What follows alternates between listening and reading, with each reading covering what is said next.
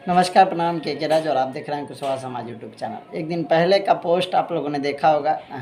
उपेंद्र कुशवाहा जी का पोस्ट करते हैं कि एक दिन पहले पोस्ट किए हुए थे कि आज शाम 8:52 से 9:20 PM के बीच मुझे लॉरेंस बिश्नोई गैंग के नाम पर मोबाइल नंबर इतना इतना, आप लोग को स्क्रीनशॉट दिखाई दे रहा होगा बगल में, मतलब धमकी आया इस तरीके से, इस पर कार्रवाई किया जाए। अब बताइए कि किस तरीके से सरकार है, और जिस सरकार में उपेंद्र कुशवाहा है और उस सरकार में उपेंद्र कुशवाहा को डराया और धमकाया जाता है।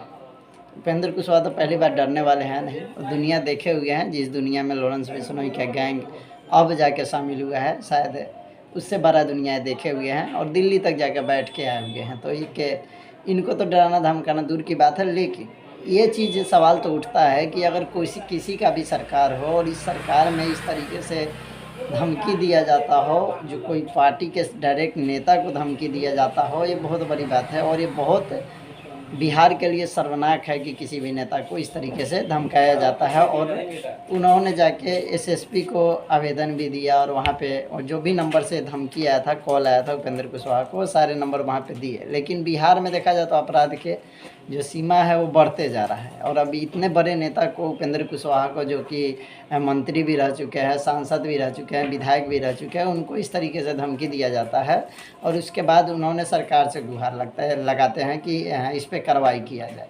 अब बताइए, जिस सरकार में आप खुद है, उस सरकार में बोल रहे हैं, सरकार को ही गुहार लगा रहे हैं कि हम इस सरकार से कि इस चीज़ से हमको इंसाफ दिलाया जाए, जब चाहे जो भी आरोपी है उनको पकड़ा जाए। खैर, जो भी नंबर से धमकी आया था, 3 नंबर आप लोग को दिखाई भी दे रहा होगा स्क्रीन पे, वो तीनों नंबर ब्लॉक कर दिया गया था जब धमकी मिला। और 8 से लेकर 9:30 बजे बीच तक उसके बाद नंबर ब्लॉक हो गया। उस नंबर का पता खैर नहीं चल रहा है। खैर, प्रशासन अभी भी जुटी हुई है। लेकिन सवाल तो ये उठता है कि सरकार बीजेपी का, और बीजेपी में उपेंद्र कुशवाहा, उसके बाद इस तरीके का धमकी मिलता है। खुलेआम वीडियो कॉल पे धमकी दिया जाता है, ऑडियो कॉल पे, मैसेज से, और कहा जाता है कि हम लॉरेंस बिश्नोई टीम के तरफ से हैं और आप एक किसी विशेष पार्टी के बारे में ज़्यादा बोल रहे हैं, इसके वजह से धमकी दिया जाता है। तो विशेष पार्टी किन के बारे में ज़्यादा बोल रहे हैं, या आरजेडी या बीजेपी? क्योंकि बीजेपी के बारे में भी उपेंद्र कुशवाहा बोले थे कि हमको हराइएगा तो हम सबको हरा देंगे, हम रहेंगे तभी रहेगा। ये रियलिटी है कि कुशवाहा समाज का कोई नेता है तो उपेंद्र कुशवाहा को ही मानते हैं। कोई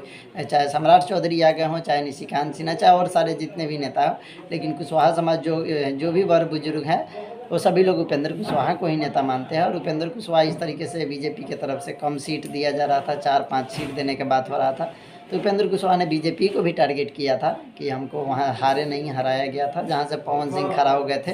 काराकाट के बारे में बात कर रहे हैं, और अभी इस तरीके से धमकी दिया जाता है। तो साफ साफ दिखाई दे रहा है कि जो बीजेपी पार्टी है, नहीं किसी विशेष पार्टी का है, सिर्फ और सिर्फ वो अपना फ़ायदा के लिए है और अपना फ़ायदा सोचती है, और इस तरीके से धमकी दिया गया है। खैर, इस पर जो भी आगे कार्रवाई होगा, खैर हम बताने का प्रयास करेंगे, वीडियो बना के डालेंगे। खैर, आप लोग इस वीडियो के बारे में और इस धमकी के बारे में क्या सोचते हैं, इस सरकार के बारे में क्या सोचते हैं, कमेंट करके जरूर बताइएगा।